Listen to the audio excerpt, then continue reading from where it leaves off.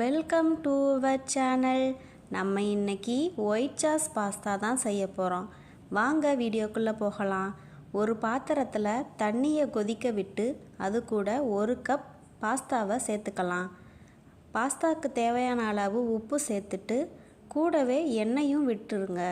அப்போ தான் பாஸ்தா ஒட்டாமல் வரும்.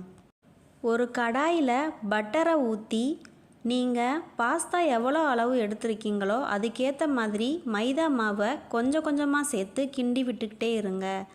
இது கூட காய்ச்சின ஆற வச்ச பாலை ஊற்றி கிண்டணும். கட்டி இல்லாமல் கிண்டிக்கிட்டே இருங்க. இப்போது இது கூட கட் பண்ணி வச்சுருந்த சீஸ் க்யூபை சேர்த்துக்கரலாம். இப்போது ஒரு க்ரீமியான பதத்துக்கு வந்த பிறகு இதில் கார்னை சேர்த்துக்கரலாம். கார்ன் வேக வச்சு எடுத்துக்கிறோங்க. இது கூட சில்லி ஃப்ளேக்ஸ் அப்புறம் ஒரேகானோ சேர்த்து நல்லா கிளறி எடுத்துக்கிட்டு கூடவே நம்ம வச்சுருந்த பாஸ்தாவை ஆட் பண்ணிக்கிறலாம். இதையும் சேர்த்து நல்லா கிளறி விட்டு எடுத்தால் நமக்கு ஒயிட் சாஸ் பாஸ்தா ரெடி ஆயிரும். இதை குழந்தைகள் ரொம்பவே விரும்பி சாப்பிடுவாங்க. இந்த வீடியோ பிடிச்சிருந்தால் லைக் பண்ணுங்கள். Thank you for watching.